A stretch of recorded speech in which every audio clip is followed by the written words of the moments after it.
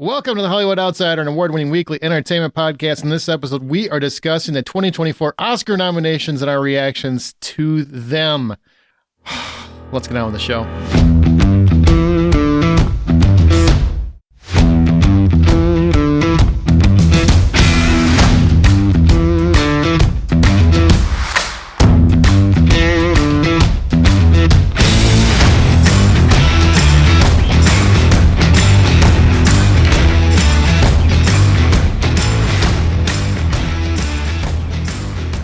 My name is Ken.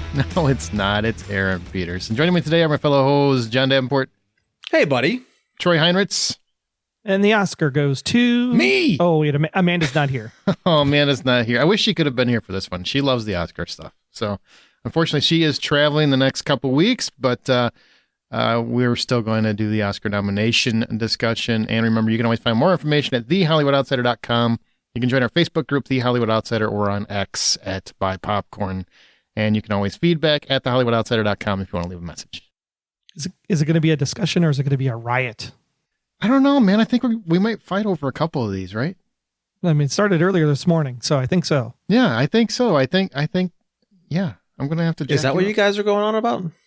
Well, because he doesn't understand the reality of the fact that Margot Robbie got robbed. Margot robbed. I hate you. I had 5 minutes on the over-under on that joke. You're welcome. I hate you both. You're welcome. That's terrible. All right. Well, before we start talking about the nominees, that's all this episode is. We're gonna talk about the Oscar nominations and what we think of what they decided was the best in film and how it's never too much pop culture. You know, they don't want to get the masses too excited. They just want to throw them a couple bones here and there, right? Mm-hmm. What do you think the Oscars need to do to get people who have kind of gotten tired of them to get excited about them again? Either one of you have an idea? Billy Crystal. He's 95 years old. Did you say Robin Williams? Billy Crystal's 95. Robin Williams is dead. These are not good ideas. Do we have anything better? I think both presidents will be 90 by the time they get out of office in the next 4 years. So why not bring Billy Crystal back? It seems to be the thing. Old people are in. Why not? Okay, well, since you guys don't have real suggestions, I will tell you what I think. Well.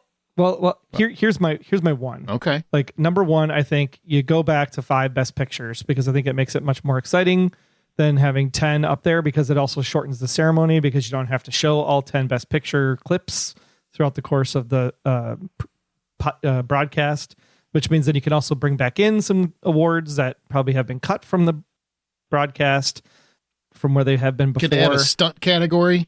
Could add a stunt category and then actually do the stunts live on stage like they do the what? Like they do the songs. You know, they do all the songs throughout the course of the broadcast. They can do a stunt thing for each you want movie. Like a theme park kind of deal? You know, swing from the chandelier, you know, drop from the sandbag, something. I don't know. Okay. What needs to happen is that they just need to... It's not the jokes. The jokes aren't awful. Writing is writing. Sometimes they're going to land. Sometimes they're not. But they just need to, I think, tie movies together more. There needs to be more of a narrative than just category by category by category by category. Like there are narratives of this year, right? Barbenheimer was a narrative. Like build something of the narrative of the year into this. The Holdovers was a big narrative at the holiday season, plus the kitschy way that they did the opening to the Holdovers with the 1970s graphics and overlay, I thought was really, really cute. There's just a lot that they could do from construct a story and tell a story as the award ceremony goes on. And then as the story is going on, they can say, oh, and the winner is, you know, in the middle of the story. That might be something different to try. What do you think, John? Is that something that you think would be intriguing? Oh, not really. The thing for me is that, okay. Like I stopped listening to him about halfway through what his whole dissertation. Wow, but you should listen to yourself more often before you start throwing darts, man. Just saying. I mean, I expect people to stop listening to me just because I can't string a sentence together without screwing it up. So the thing I'll have to say about what would get me to watch this a lot more often and more happily is to make it enjoyable, make it something that I don't feel like I am wasting my time. I think that's what happens to a lot of people, is that when it comes to the Oscars, is that there's some people, like, when you want to create something that's for the masses, they don't create something that's for the masses. They create it for a select few people who are only focused on quote unquote cinema. And if it doesn't fit into their little box of what cinema is, they don't really want to give it any sort of appreciation. So I want to see more of like a battle royale kind of feel or something, Nice. where it is just a lot more fun. It is more engaging, and it appeals to the masses a lot more. I like the battle royale. Hang on. I like this idea, Troy, before I you like cut this me idea off. too. So you get like the 10 best actors in a category, and they jump in a ring, and they have to beat the shit out of each other until there's 5 finalists, and they keep going until we get one winner. Can you see Paul Giamatti coming out of the cage, ripping his shirt off after he's just slammed Yeah. Ryan Gosling's face into the side of the ring? I mean, come on. I totally body slams him. Can you smell what the Giamatti is cooking? I could watch that. I got to watch you wind that up. You're like, how is this going to work? Giamatti hits the G spot. Awkward. I don't think that'll actually go and work, but I think the idea that John has is actually great. So Jeff Probst hosts the Oscars, and instead of just and the award goes to, you draw the names out of the hat, and you just get the anticipation built up. Like, here's one for Barbie, here's one for Oppenheimer, here's one for Holdovers, 2 for Holdovers, 3 for Holdovers, 2 for Oppenheimer. You know, I think that would get some drama and suspense. What I think you need to do, I get where you're saying, like, narrow it down to 5 instead of 10 or it's up to 10. It's not 10, but it usually ends up being pretty close to it. And the reason they created that is because the popular movies weren't being nominated, and they were losing viewers because of that. So it's basically a pat on the head. It's a, here you go, pup, but they're never going to win.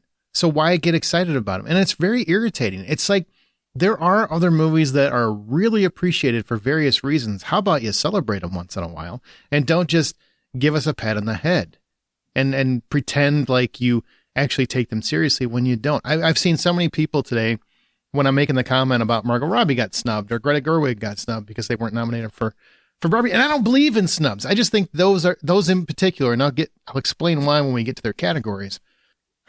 But it feels like by not nominating them, they're basically just saying, yeah, look, we're throwing nods to the movie because we know it's super popular, but it's just not art. And I think that's insulting to everyone that pays money for their fucking art. I think it's so insulting. And I'm sorry I dropped that F-bomb. I'll pick it right back up. I just feel like it's insulting. You'll drop it again later. Don't worry. I just feel like it's insulting to the audiences, the people that pay for these things, the people that make sure that they have the designer dresses and they have the nice gift bags and everything. The people that that finance your life love those things. So maybe respect those things a little bit more. And I'm tired of other people thinking that some of this art isn't good enough. Well, I hate to tell you, but there's a lot to love in a lot of these. I'm not saying every Transformers movie needs to be celebrated or Fast X needs an Oscar. I'm not saying that. But to equate all populist blockbusters in the same grouping is ridiculous. And that's where we're at, I think. If it's popular, we're supposed to hate it. I would disagree. I would say that there are populist movies, then there's like blockbuster type summer flicks that'll never get nominated for an Oscar. And then there's truly like, does this hold up? When you look at 100 years of cinema, does this hold up to advances in technology, advances in camera technique, advances in acting? Do they lose themselves in the performance? I mean, there is definitely art that you need to do to make a spectacular performance, a spectacular film, a spectacular costume. And sometimes, yeah, there are popular movies that are just popular, but when you think about it, does it really actually advance the medium in that particular thing? We'll talk about Greta Gerwig and Margot Robbie later, so we'll save that for then. But like set work design for Barbie, that was fantastic. That was a movement that should be nominated, right? The set design should absolutely be nominated for Barbie. Oppenheimer with its practical effects absolutely should be nominated because they look like CGI and they were all real for the most part. I think that's the things that we have to think about. And then when you think about like the Transformers, the Fast and the Furious, the Everybody Loves Barbie, like that's what the People's Choice is for. That's what MTV Movie Awards are for. I understand what you're saying, but there are movies that are super popular that also should be in the conversation, because in 20 years, and this is a thing I wish more people would consider when they're looking at, well, what's the best picture of the year? In 20 years, which of the movies, American Fiction, Anatomy of a Fall, Barbie, The Holdovers, Killers of the Flower Moon, Maestro, Oppenheimer, Past Lives, Poor Things, and The Zone of Interest, how many of those do you think people are going to recall? I guarantee you Barbie will be one of them. Right. That's my point. Like, that's why it deserves to be taken seriously. Because in terms of history and cinema, that's going to be played on the clip reel for decades. Past Lives, while a very strong film, will not be. That's my take. And please don't be mad at me. A popular category? No, I don't. No, I just think that we should be at a point where we can separate. Yes, it's a blockbuster, but it's also artistic in many ways, shapes, and forms. It made a frickin' deep, meaningful conversation happen because of a plastic doll. And I think that should say something. That should be enough to say deserves a little bit better. And that entire world was created through Greta Gerwig's vision and Margot Robbie's vision and her performance. Well, we'll get to the performance and whatnot, but I'm just saying, like, there's more that goes into it than. So the other thing that I think, because I'm talking about categories before we even get to them, so let's hold that off. I want more of a celebration of movies. Stop with the snark. Stop with the taking the piss out of the actors and whatnot. I know it's fun talking about Leo's young girlfriends and whatnot, and Chris Rock saying whatever he needs to say to get smacked on stage. I get that that's been like part of the Oscar shtick for the last few years, since Billy Crystal, to your point, Troy, really. I want that to stop, because very much like the Emmys had a celebration of TV, the Oscars should always be respectful of film and the arts and what it all means. And I want a celebration of that every time, not just sometimes, every time. That's why Billy Crystal was so good, because he had those opening monologue musical numbers that just celebrated the entire year. And I thought it was fantastically stitched together. And if they could figure out a way to do that as a 2.5 hour musical for the whole show, I think that would be something that would be worth watching. So good. All right, well, let's get into the categories. We can debate as we get there. So first we've got Best Writing, Original Screenplay, which they didn't lump Barbie into because it's a pre-existing IP. Even though it's not based off any story whatsoever, it's based off a plastic doll. This one boggles my mind, but honestly, do you guys have an opinion on this or a take on it? Do you care? Whether Barbie should have been original screenplay or not? Versus adapted? Yeah. It's a fuzzy rule. Yeah. I understand why that it would go into adapted versus original, because there is an existing property that it's based off of, although it's not a book or writing where the script is typically adapted from. So, I mean, it could go either way, but this makes sense because there is technically an adaptation of something. Sure. Well, we're going to do original first, then we'll get to adapted. But Barbie went to adapted. That's why you don't hear about it in original. So the nominees are Anatomy of a Fall, The Holdovers, Maestro, May, December, and Past Lives. So of those four, which one stands out to you for the best original screenplay? And I'll tell you, mine is going to be Anatomy of a Fall. I've talked about this before, but I just find that film to be fantastic. That's my pick, and that's what I think it should be. Screenplay by Justine Triet and Arthur Harari. It's a really complex, deep, meaningful, introspective screenplay that works. May, December, I think, is not nearly as strong as people keep wanting me to believe it is.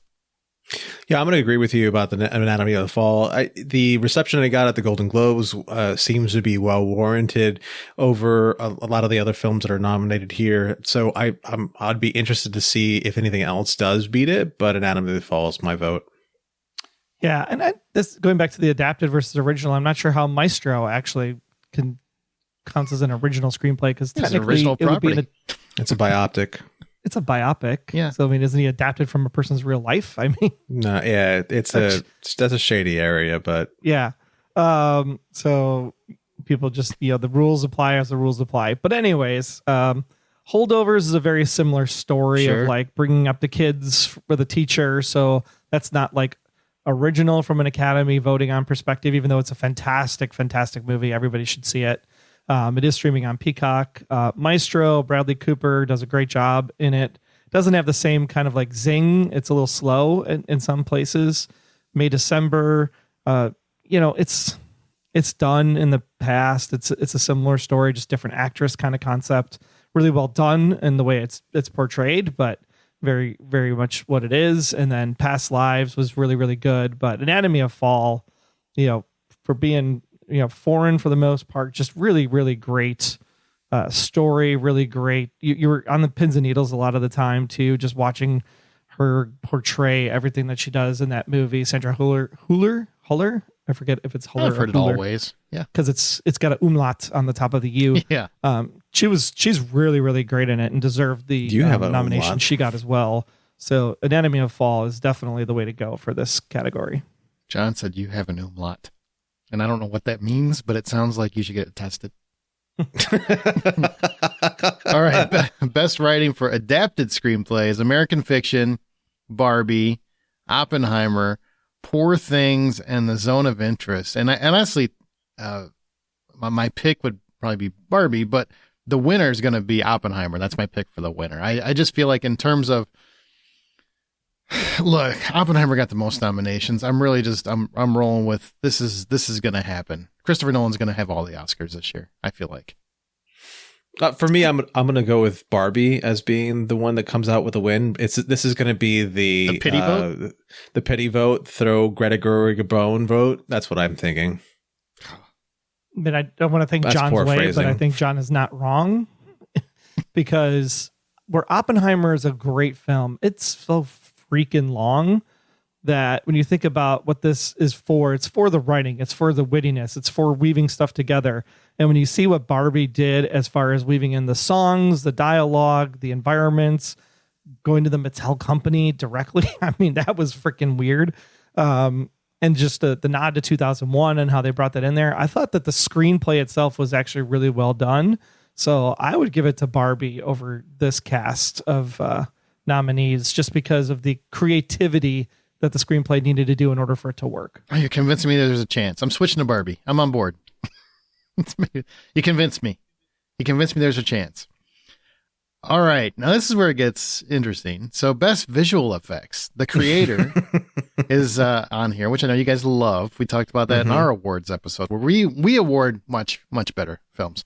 Also nominated Godzilla -1, Guardians of the Galaxy Volume 3, Mission Impossible, Dead Reckoning. It says Part 1, but they no longer have the Part 1.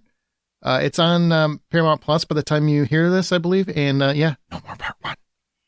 So it's just Dead Reckoning. And then Napoleon, which has, I would say, 0 shot. Troy, what do you think? Who's your pick? I mean, this could go one of 3 ways. I can see positives. You could for go one of Guardians. 5 ways. Pick one. No, it can go one of 3 ways. Mission Impossible, been there, done that. Granted, the train sequence is freaking amazing as it goes off that cliff. It is, yeah. But really, Guardians of the Galaxy had some really cool environments that I was really impressed by. But then again, all those environments are CGI. So I'd much rather prefer to see things that are more lived in, more realistic, so that the CGI blends in with the reality. Godzilla -1, I think for the budget of that film, I thought did a really, really great job. But speaking of budget, the Creator looked like a mega $1 million movie on a shoestring budget. And I think for that reason, I think the Creator is going to pull out a win here. I don't think that sentence means what you think it means. What you mean to say is on a shoestring budget, they made what looked like a multi-million dollar movie. Yes. Right. The way you said it, it sounded the other way around. I'm so torn on this one. I love the way the Creator looks. I love the way Guardians of the Galaxy looks. There are so many facets to the Guardians of the Galaxy world that they threw in there into this one that I was like, oh my God, this is so good. And it's straight out of the comic books as far as a lot of the ideas. I loved it. But my heart of hearts says it's Godzilla -1. I can't imagine why. So tell me, because you saw both, why would that one trump the creator for you because you were singing the creator's praise like all year? They're both pretty amazing. However, on the budget, I mean, if you want to talk about budget versus what you saw on screen, I could have sworn we were in Tokyo, 1950 or 1940 something. Not 50s, 40s. Yes. Right. I could have sworn that giant lizard was running around doing its thing and tearing up the city. I could have sworn that there was a plane that had no business being created at all, running around doing cool things. Like, all those things looked very real. And if you want to talk about shoestring budget, it is still like a quarter of the budget of Creator. Fair. Okay. So my take, creator effects, wonderful. Mission Impossible, I agree with Troy. We've seen it before. Napoleon doesn't stand out in any way, shape, or form.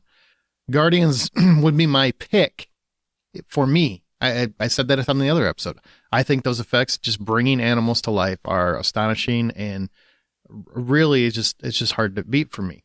But I believe the award will go to Godzilla -1. I just feel like there's so much love behind that movie, and it wasn't nominated in any other category, and people know the budget. I mean, it's been talked about so many times, and to give the award to Japan and what they've done here with this little film, it's really like a little film.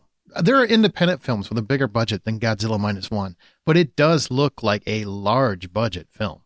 I mean, I honestly think Godzilla looks better in that movie than it did in Godzilla vs. Kong. Okay. All right. Just letting you know what I think. That's my opinion. Okay. My opinion. All right.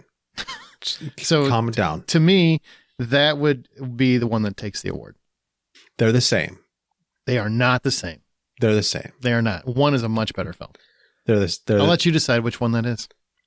Well, I mean, it's obviously Godzilla -1, but they're the same. All right. Best sound. So you've got the creator. You've got Maestro. You have Mission Impossible, Dead Reckoning, Oppenheimer, and The Zone of Interest, which is a film that takes place at a dream home next to Auschwitz. If you didn't know what that film is, it's a little indie that's kind of sneaking up and getting some love. What do you guys say? Best sound. I mean, you guys are still thinking, I think. I'm going to go with Oppenheimer. Christopher Nolan loves his sound, his sound effects. Yeah. Just everything about his creation of sound and how sound engrosses you in the film that he's making. I think they go hand in hand, as same with cinematography with a Nolan film. So to me, I think sound is a lock. Yeah, I'm gonna have to go with sound also for Oppenheimer, or Oppenheimer for sound also, for the exact same reason. Every single not Oppenheimer film, every single Nolan film, there's so much care put into just how much that environment they're creating with sound pulls you in, and I can't imagine any of these movies beating that. Well, and this is the first time that Nolan has actually done loud noises without having to actually do loud noises. And you could actually hear the dialogue. True. Very balanced with the sound itself. But I think the key with Oppenheimer is that they always said that the sound of silence is a sound, and the silence that you feel during the test, Trinity test, that is just the only thing that's come close to that would have been A Quiet Place Part 1. And it moves you in a way that you just have no comprehension of unless you've actually seen the film. In IMAX. Specifically. You and I are on the same page. If you saw that in IMAX, there's not a doubt in my mind what movie should get this. Yeah. All the other ones are great. They great music, great sound, great effects, great explosions, but it's all been done before. Oppenheimer was something different. Agreed. All right, best live action short film. I have no dog in this fight. The After, Invincible, Night of Fortune, Red, White, and Blue, The Wonderful Story of Henry Sugar. I'm going to pick Red, White, and Blue simply because I like the name, and it's probably the last time we're going to have in America this year. Just kidding. Jesus. Just to infuriate someone. But that really could have went either way. I would go ahead, John. All right, I was going to say I don't have a dog in this fight either. Wes Anderson is involved with The Wonderful Story of Henry Sugar. I'm going to go with that one. Yeah, I think that Wes Anderson has a unique style, and because of that, also really interesting storytelling. You either like it or you hate it, but The Wonderful Story of Henry Sugar would get my vote in this category. All right, best animated short film, Letter to a Pig, 95 Senses, Our Uniform, Packard Pachydermy. War is Over, inspired by the music of John and Yoko. I'm going to go John and Yoko because Beatles. Why not? Animated shorts are interesting because you have to think about the story that you're trying to tell in that particular moment and how fast you have to be able to explain it, right? And I think that Pachydermy was just a very interesting story that they were able to tell in that short period of time. It definitely drew you in, and it definitely made you think twice when the movie was over. So from that perspective, Pachydermy, I think, would be the one that would get it from here. Nice pick. Yeah, I'm gonna echo The War is Over because John and Yoko, they still somehow have some sort of dog or hold over the people. So I think it's gonna be that. All right, now here's an interesting category, and notice we're not naming every name in all these because there's multiple names, and honestly, there's a 90% chance I get someone's name wrong. So we're just gonna wait until we get to the acting and categories and whatnot. But best production design, that's a big one because you really have to think on that one. And the nominees are Barbie, Killers of the Flower Moon, Napoleon, Oppenheimer, and Poor Things. And I'm going to tell you, much as I love the production design in Barbie, I'm going with Poor Things. It is a fantastically constructed universe that I know people are just finding this movie like it's just finally rolling out to theaters. Once you see it, you'll see what I am. It's very much like a fable brought to life in every scene. And it's absolutely beautiful. And while I didn't love the movie, I do not love the movie. I thought Emma Stone, the performances were stellar. It's too long story, but the production design, stellar, absolutely stellar. I'm going to go with Killers of the Flower Moon. This is going to be the one and only nod that Mr. I Hate Everything is going to get. So Killers of the Flower Moon for me. Scorsese? That's him. You mean he hates everything you like? That's true. Yep.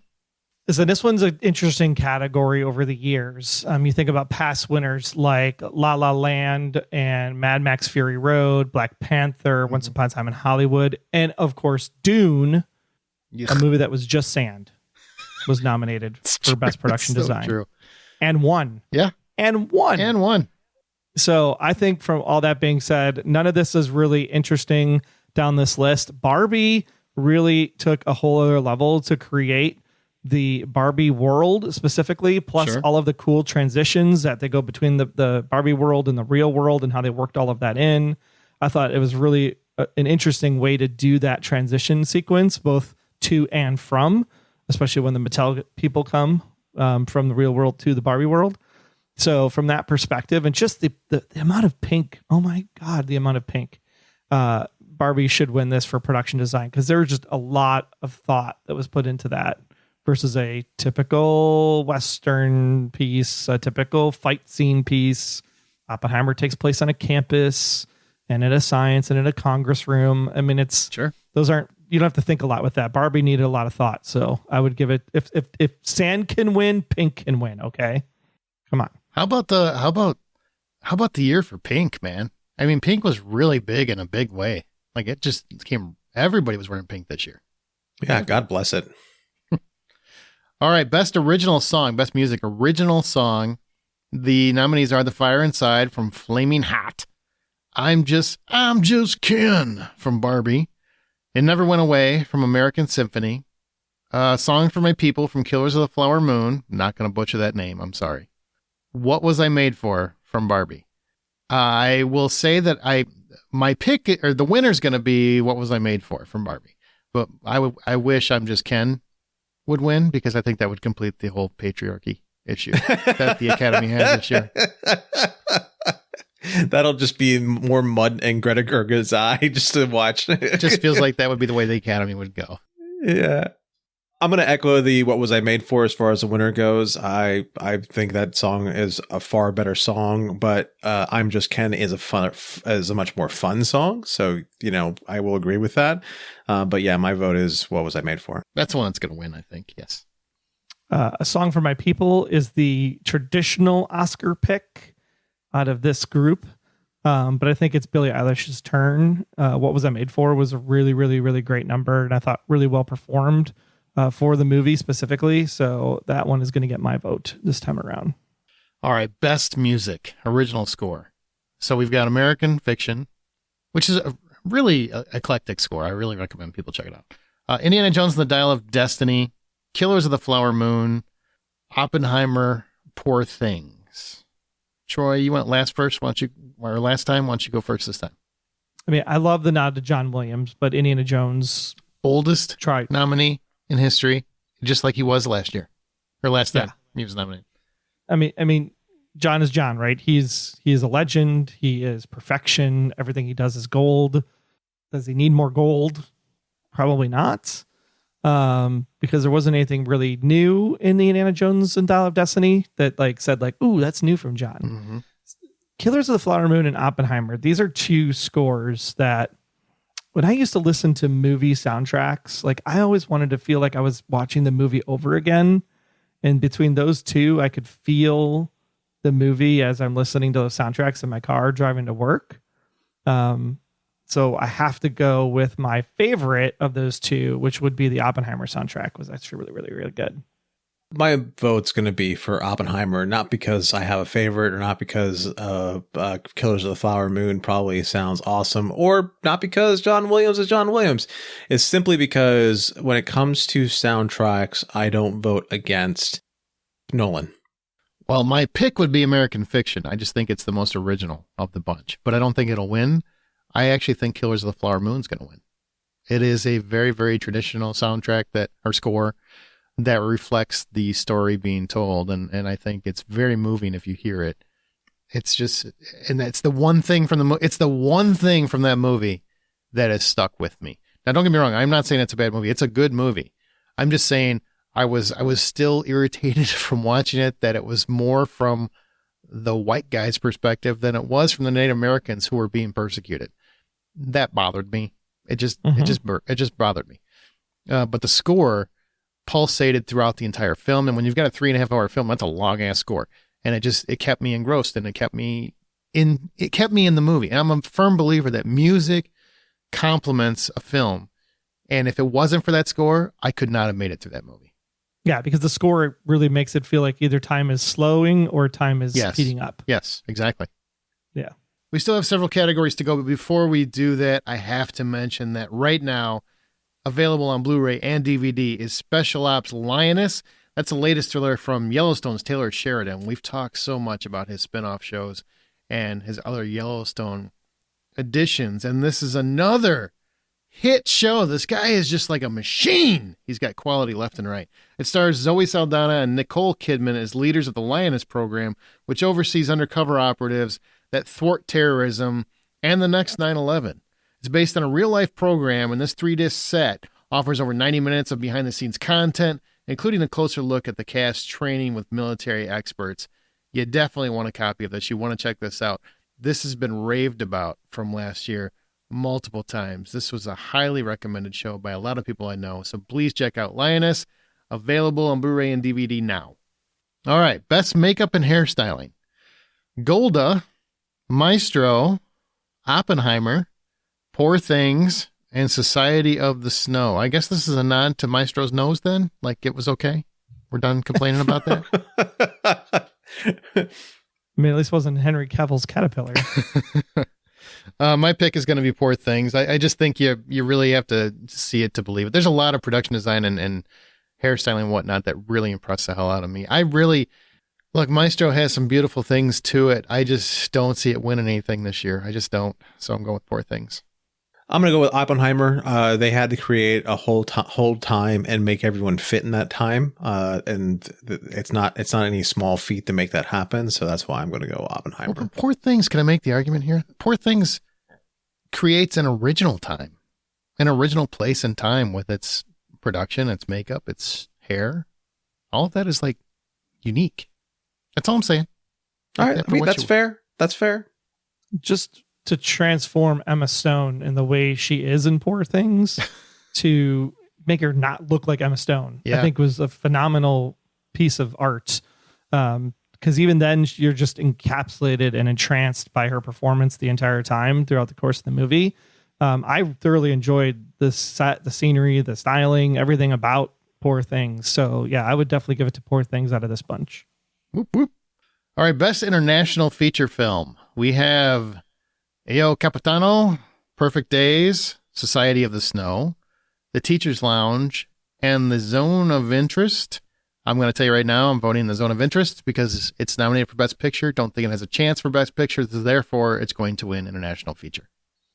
And that's exactly why I'm going to vote for Zone of Interest as well. I'm going to buck the trend, and I'm going to vote for Society of the Snow because It's a great film. It's a great film. There's a few passengers who survive the crash and find themselves literally on the glacier in the Andes. Just that epicness of it all just looks really, really great. All right, we're getting to the meat, kids. Best film editing. Now that's Anatomy of a Fall, The Holdovers, Killers of the Flower Moon, Oppenheimer, and Poor Things. I'm sorry, but you don't give a 3.5-hour movie best film editing because I could have cut an hour out of that movie and you wouldn't have lost anything. Well, maybe it was depending on how fast the editor actually cut it together. Like he only did it in a day or something. Maybe, but the same reason I don't see why this would be nominated for Best Director. I don't think it should be nominated for Best Film Editing because there's an hour easily I could cut out of that movie and it would still be it would actually be a better film. So my vote will be Oppenheimer. Even though that one is 3 hours, it's 3 hours that moves. And when you're cutting back and forth through time, which can be very confusing for a lot of people, and I do think the first hour is a little bit of a cluster in some respects, but man, that last hour is phenomenal filmmaking, and a lot of it has to do with how it's constructed. So I will give that to editing. Yeah, Oppenheimer would get my vote for this, mostly because of the Trinity test sequence and how they shot the bomb close and shot the bomb far, and then there's the people that are right by the bomb. There's people a mile away. There's people 10 miles away. That whole sequence is done so well. And then when you layer on the sequences of Oppenheimer seeing people in his mind and that aren't there, or when he's giving his testimony and Kitty sitting behind him, and then you see Florence Pugh literally basically screwing his character, Kitty seeing that in the room, like the way they stitch that together to show her and not show her and show her and not show her. Like there's just a lot of great overlapping things. Plus, like as Aaron said, the time jumps. Oppenheimer does a really good job stitching it all together and not making it feel overly drawn out. For me, it's going to be Oppenheimer. I have a feeling that from this point on, it's in the show, it's going to be like a snowball effect. It's going to be like Oppenheimer, Oppenheimer, Oppenheimer, Oppenheimer. And this is where it's going to start. It's probably true. Best documentary short film, the ABCs of Book Banning, The Barber of Little Rock, Island in Between, The Last Repair Shop, and Nene Weipo. And I'm going to say the ABCs of Book Banning because the Oscars love to be topical. The Barber of Little Rock. It's going to be my vote. Okay. And I did catch Island in Between, and I think that one is going to be good.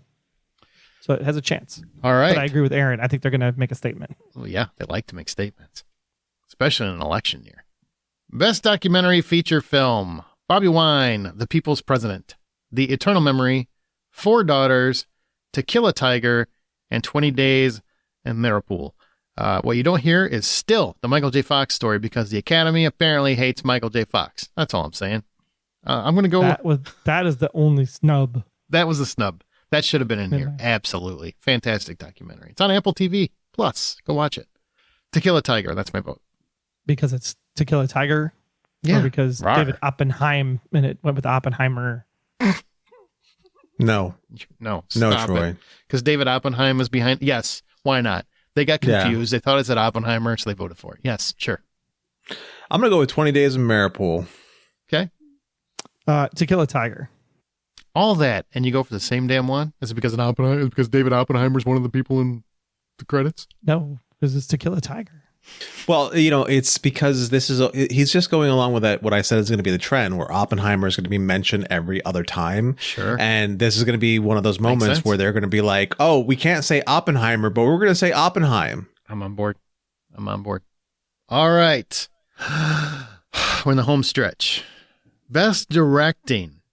Anatomy of a Fall. Fantastic film. I loved it. Justine Triet. I'm not convinced that you're better than Greta Gerwig. Killers of the Flower Moon, Martin Scorsese. Not convinced you're better than Greta Gerwig. Oppenheimer, Christopher Nolan. Okay, you got a case there. Poor Things, Yorgos Lanthimos. Okay, got a point. The Zone of Interest, Jonathan Glazer. I know you're not as good as Greta Gerwig. Okay, so here's what I'm going to say. Wait. That film is that. I'm sorry. It's a good film. It doesn't belong here. All right. Here's what I'm going to say. It boggles my mind that Greta Gerwig brought that to life, delivered it to the masses, created one of the most creatively nuanced, introspective, insightful, intriguing blends of worlds that we've seen all year long. And convinced Mattel. Yes, and convinced Mattel to get on board with it as they kind of trashed their company a little bit. And you can't give her a nomination. She doesn't have to get the win. I get it. It's Christopher Nolan's year. Go Nolan. Love him. Don't have any problem with Christopher Nolan. I get it. It's his year. He's going to win. I'm telling you right now, he should win. Martin Scorsese should not win.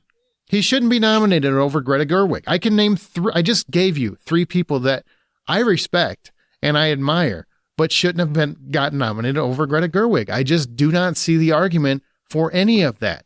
And God, man, I've seen so many people say, well, basically the Academy made that the whole Barbie story factual. Like it's, and there's a case there.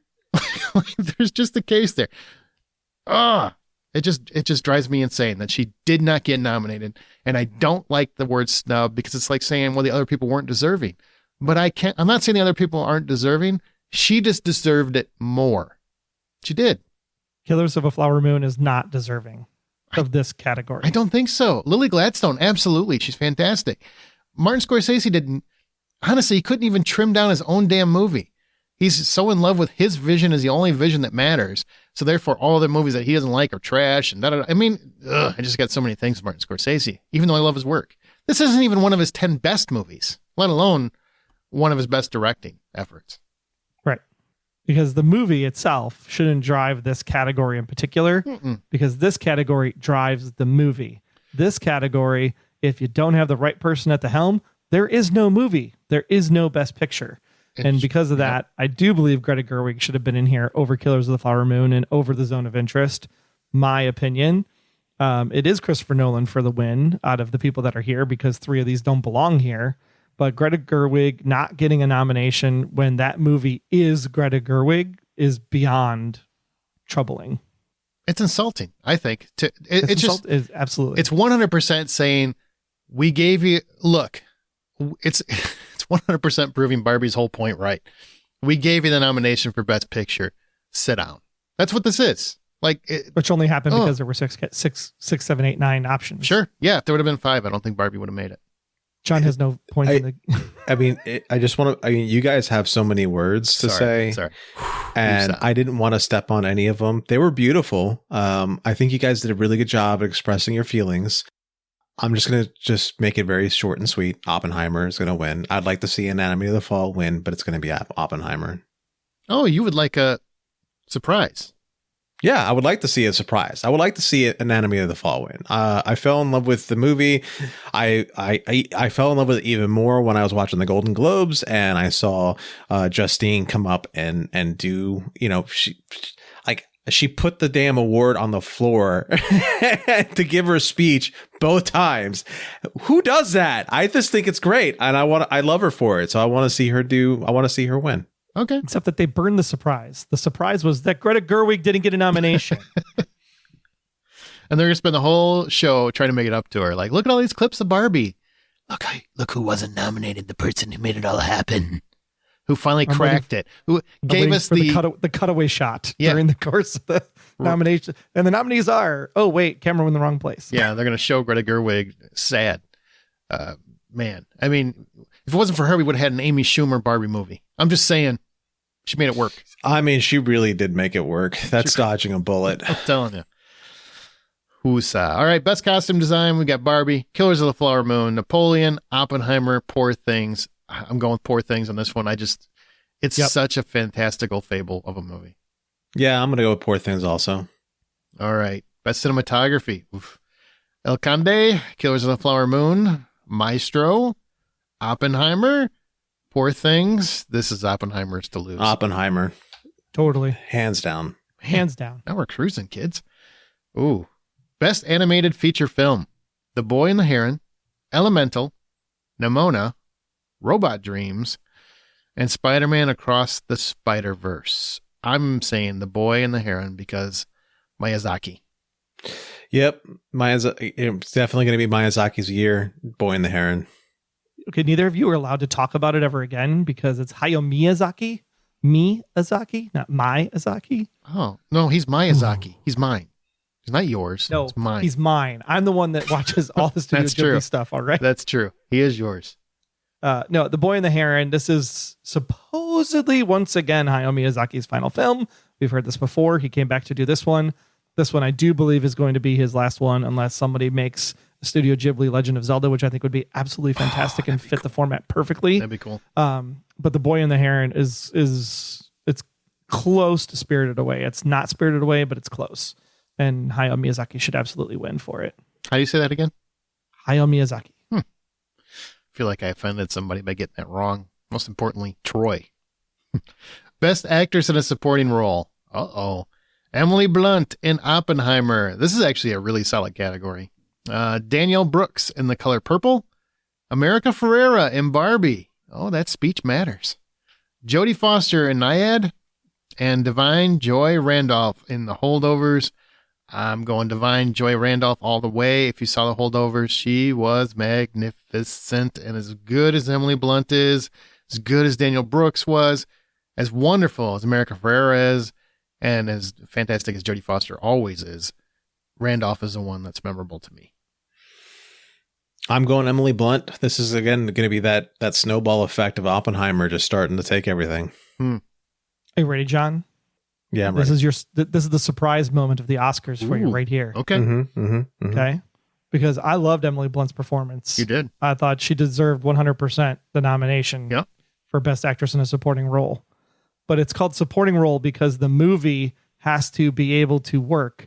And when a supporting actor or actress gives their performance an all and actually elevates the movie to someplace else, Divine Joy Randolph in The Holdovers makes that movie happen. Okay, stop yelling Paul at me. Giamatti is Jesus. really, really, really good, but Divine Joy just adds that extra piece to Paul's stuff that, man, it's like if she wasn't in that movie does not work, in my opinion. Okay, So you subtle, win. too. It's So divine. Okay, just stop yelling at me. Are you listening, John? Are you listening to him? He's telling you what he thinks. I know. I mean, I'm listening now. I'd love Emily in America to win, but yeah, Randolph is superb in that role. Man, It's so subtle. yeah. It's so subtle. America Ferrera her monologue is fantastic, but I don't think outside of that, there's not much that really stands out. I'm not taking away from her performance. That's the most memorable monologue of the entire year. That deserves. And you all can't see the video, but Aaron just literally like moved off camera to dodge all the bricks that were thrown at him in that moment. It's true. It's true. All right. Best actor in a supporting role. Man, I am so happy.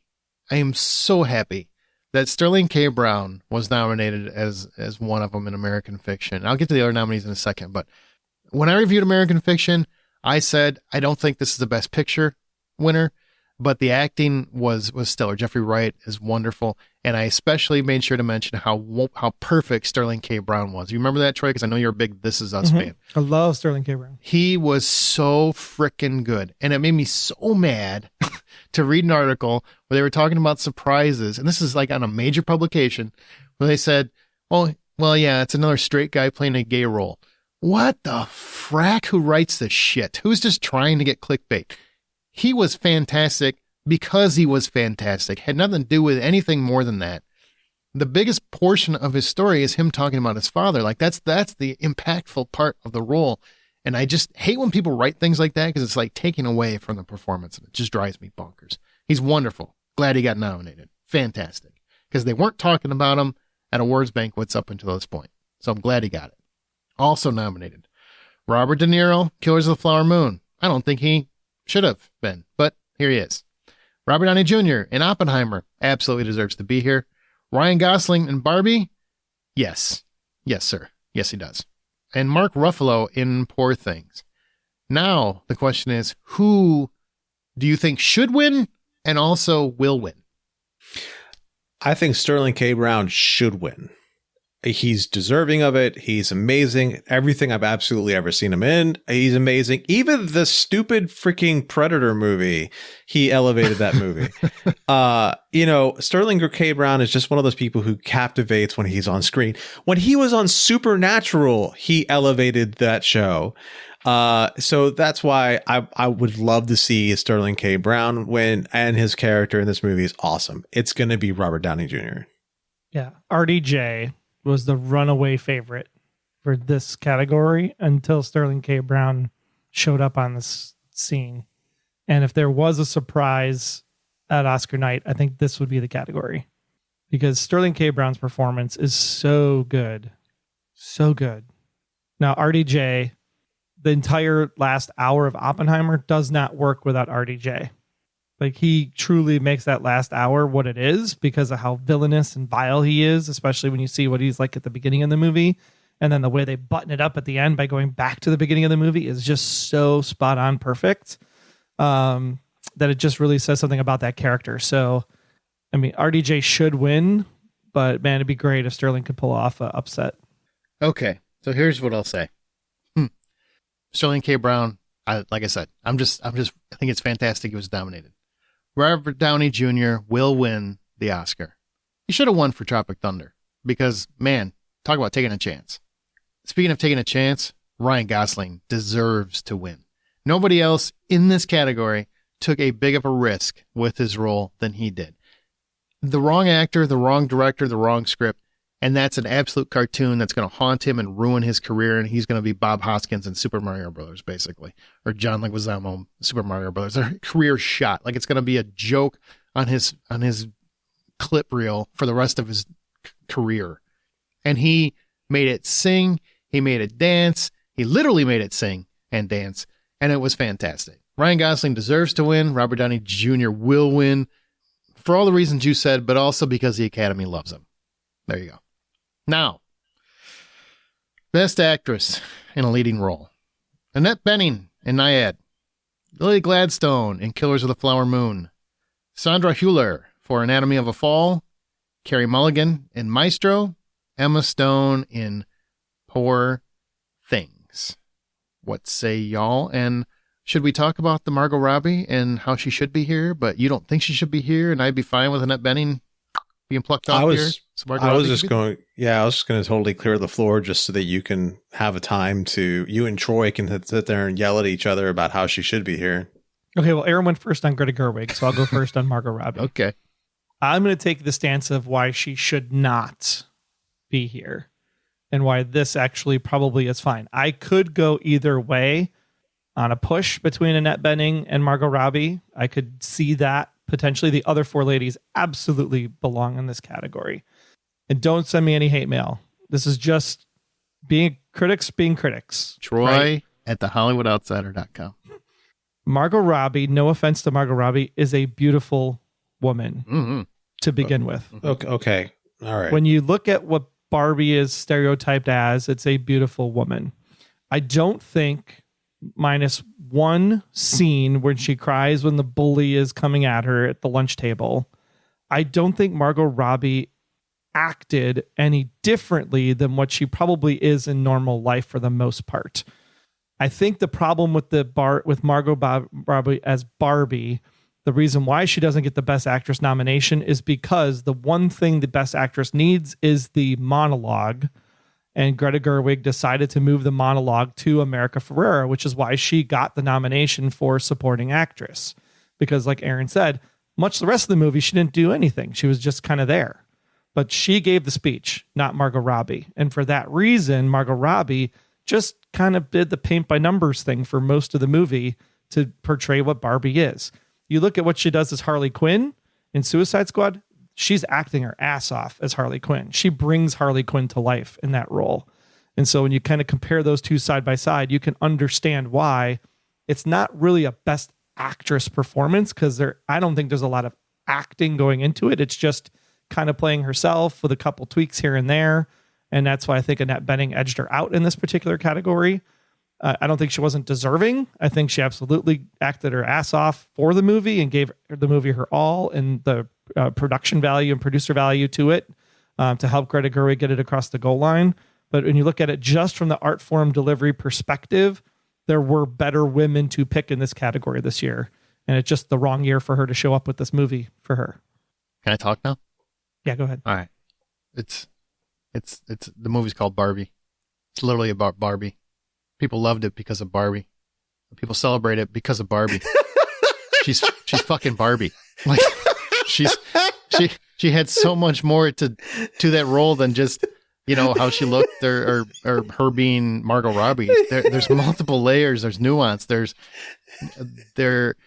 speaking directly to the camera. They're speaking directly to the characters. There's coming to a crisis of sorts as she tries to identify between the real world and her world, and what does that mean, and what is the meaning of life, and what does it all mean to be a woman, and why is it so complicated, and why can't it be more simplistic, more like the world she lives in? What is this patriarchy? What is it with Ken? What is going on in this world? Like she's the goddamn movie. She is the movie. I get what you're saying. I understand what you're saying. I do think the monologue was, there's a monologue case because they love that for clip reels. And I didn't say America didn't do anything. I just said she wasn't as memorable the rest of the movie. But Margot Robbie, every time I think of Barbie and everything I love about Barbie, it's either Ken or Barbie, but it's more Barbie. And I'm just saying that word too much. They made me love a character I didn't give two shits about. She made me love a world I didn't give two shits about. I don't care about Barbie. I was dragged to that movie. I mean, I agreed to see it because, it looks creative. It looks interesting. But man, I'm not a Barbie fan. Barbie didn't do anything or mean anything to me. Margot Robbie brought it to life. She made it something meaningful. And to me, there is more than just, I just cried a lot, or I was super sad. There's more to movies than just dramatic heft. And that's my problem with the Academy. All they want to pay attention to is sadness and dread. There's something to be said for someone who portrays positivity in a world that desperately goddamn needs it. Absolutely needs it. And she did it with nuance and gravitas and emotional depth. She should be here. That's my 2 cents. So counter argument is that you just had to be the last word. Is that what we're doing? No. That's exactly what it is. Just counter argument to what you're saying. Like when you're saying the movie is Barbie, the movie itself did a very, very excellent job saying that you're Barbie, I'm Barbie, everybody's Barbie. That Barbie doesn't have a stereotype. And therefore that kind of dilutes who Barbie is in the visual assignment to one person, because there's Nurse Barbie, Pregnant Barbie, Baker Barbie, President Barbie, everybody can, any girl can be Barbie. Yeah. That's right? part Any of the guy Barbie can be collection. Barbie, That's Barbie. right? Yeah. So Barbie itself is not attributed to one person. So therefore Margot Robbie's character is just one of many that symbolize what Barbie is. She is the Barbie of the movie, and she is the one that carries the movie, and she does it with perfection. She's perfect in this movie. Perfect. I also think the reason why Ryan Gosling gets the supporting actor nod, the showier role. He's got the showier role. It's a showier role. And if you're actually trying to connect with a more broader audience, right? Yes, this movie connects with the women 100%, but it also connected with the guys, right? Because there's guys that also played with Barbie and Ken and whatnot. And Ken was always afterthought, right?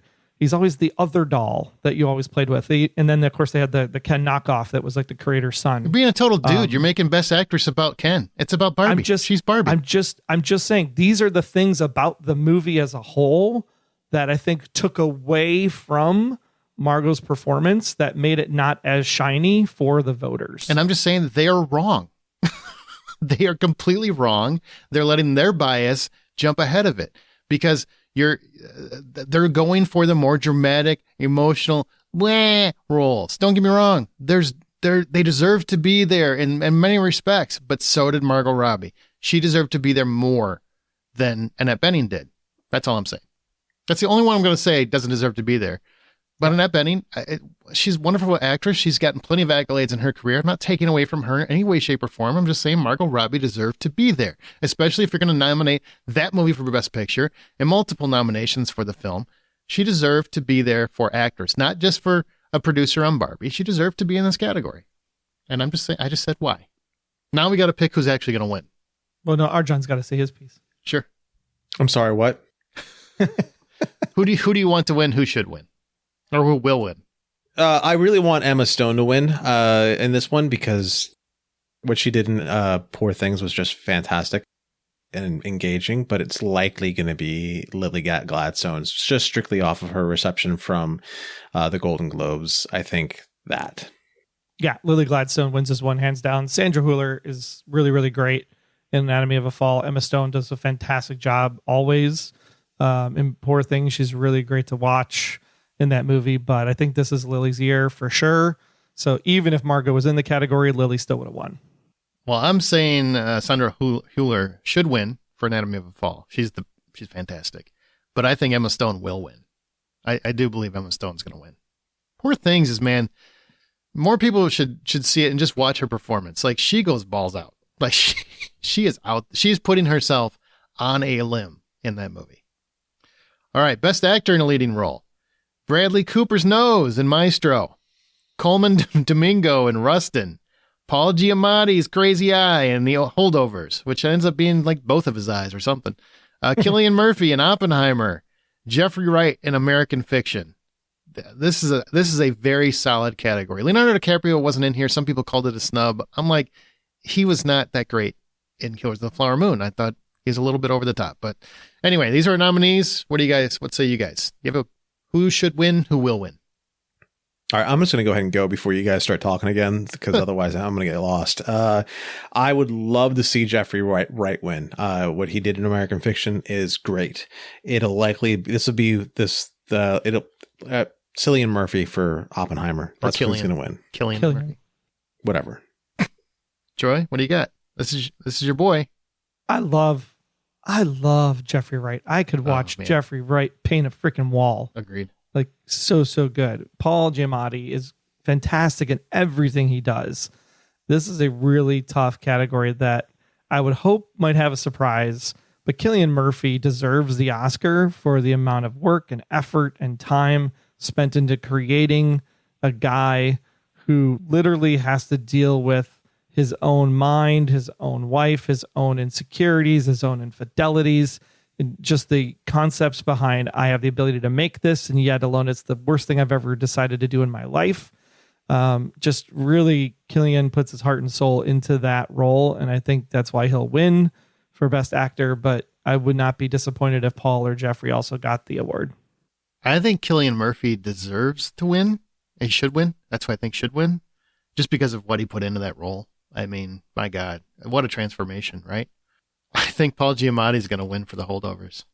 Just the momentum and the love for it's a very, on paper, this should be a very basic performance, right? But he does so many just beautiful things with the role, and he creates a certain amount of humanity.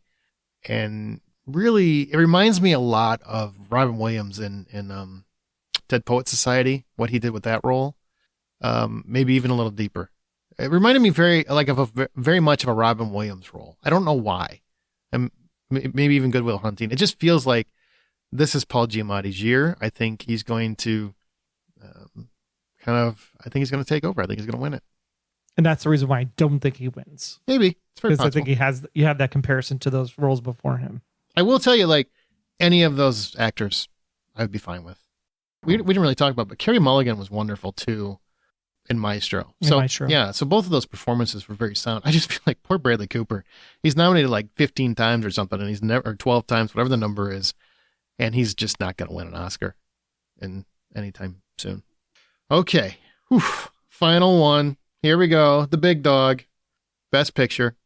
The nominees are American Fiction, Anatomy of a Fall, Barbie, The Holdovers, Killers of the Flower Moon, Maestro, Oppenheimer, Past Lives, Poor Things, The Zone of Interest. Johnny, what's your pick? 10 this year. That's 10. Right. What's your pick for should win and will win? Should win Anatomy of the Fall. I think the movie is beautiful. I think everyone who's behind it is awesome. I would love to see Anatomy of the Fall win. Will win Oppenheimer for sure. Mm-mm-mm. I like this dramatic effect that Troy's throwing. Yeah, in Troy's here thinking right now. here. He's actually Yeah. putting some stank on it. I think he's faking the thinking, honestly, because we already know what it is. I mean, we did this a couple weeks ago where he was like, Oppenheimer, Oppenheimer, Oppenheimer, Oppenheimer. Yeah, but then I saw Poor Things. Hmm? Does Poor Things have enough to be Best Picture? I don't think so. I think there's a lot of wonderful things in it, but Yeah, it's like not there's nuggets that's just you don't walk away from the film going like, wow, that was a film, right? Yep. Killers of the Flower Moon is boring. Barbie is fun, but not quite Best Picture. The Holdovers could make a case, Good. but should and will be Oppenheimer still. Okay. I think should Anatomy of a Fall. It's one that really caught me off guard. Really surprised me with how much I was engrossed in that movie. And I mean, and there's if you have seen it, the prosecutor in that movie literally makes me want to punch the screen. I get so mad at him, but that's also what he's trying to do. So he's very good at what he's doing. But anyway, but I think for sure Oppenheimer's going to win. I believe it's Christopher Nolan's year. Rightfully so. Wonderful director. He's given us nothing but quality, like his entire career. I do think when he wins, though, and I'm with you, Troy, 100%. I don't think Barbie should win Best Picture. I should be in the conversation. But I do think Chris Nolan should thank Barbie, because say whatever you want to say, there's no freaking way that movie makes $1 billion without Barbenheimer. 100%. 100%. So therefore, he needs to get his ass up there, thank his wife, thank all the people on the film, thank Universal, whoever, thank anybody you want to thank. But you need to thank Greta Gerwig and Margot Robbie and the internet, because Barbenheimer is a big part of the reason why your movie did so well. I can't tell you how many people who don't go to the movies went to the movies just for Barbenheimer. Absolutely. Troy did it. Did it in the same day. Well, I did it for the podcast. Yeah, but you still did it. I didn't do it. I didn't do it. I saw them both the same weekend. I took the hit. I took the hit for the team. Hey, man, I admire you. I really do. But I know so many people that went and saw both of those, that like both of those films should be thankful to the other film for bringing a different audience into their film. Because that's what happened. It really became a cultural event. And even if Barbie wins, Barbie should thank Oppenheimer as well. I think they both should be thanking each other for their success. I think both helped each other immensely. There you go. That's all I'm saying. That's it. Oppenheimer is really good, though. If you have not seen it, you should see it. We heard you the first episode, Troy. Especially if you grew up in the Cold War era. Who the fuck? How many people here grew up in the Cold War era? The three of us did. Well, I don't remember much of it. No, I mean, most of what we got was like anytime something went wrong, the Russians are doing it. Yeah, exactly. Always the Russians. It's just weather. No, it's Russians. No, it's just weather. And then if it's not the Russians, it's Ghost. Oh, no, it's still just weather. Yep. And if it's not Ghost, it's aliens. Nope, still weather. Good point. Good point. All right. Well, that's going to do it for this particular episode. Everybody, I hope you enjoy. We'll definitely recap the Oscars once the actual awards are there. Let us know what you think. Who should win? Who will win? What do we get right? What do we get wrong? And why am I 100% right about Greta Gerwig and Margot Robbie? And Troy is 100% wrong. Be sure to hashtag and tag this bitch if you want to tell him he's wrong. But if I'm the one that's wrong, you can sit on it. I was with you on Greta Gerwig. Let's true. Slow the That's roll. true. Sorry, the Margot Robbie. Right. You're right. See, we've already come to one agreement. Now, why don't we come on agreement to Margot Robbie? Why don't just come on board? Because there's 4.5. There's room on the ship. Better. Come on. What do you mean 4.5? Annette Bening could be made a case. I agree with Aaron. Annette Bening. Which half? The left or the right half? You picked the side of her face. I like the right side. The right silhouette. The half of her acting that wasn't good enough for Margot Robbie to sneak in. Oh, we're done. Get out of here. We're done. Hey, if this, what's the tagline of the show? Hey, and the next time you head to the theater to catch all these movies that you haven't seen yet, but you're going to go see now so you can have an opinion on which one should win these things, buy popcorn. And then also go listen to our awards episode from like a week or two ago and you'll hear the real winners. That's all. That's right. That's right. That's those right. people, haven't stopped contacting us to tell us how much they appreciate us for telling them how awesome they were. And we do not have awards for them yet because we're trying to figure out what would a whole award look like exactly. And that's where we end the show. Bye.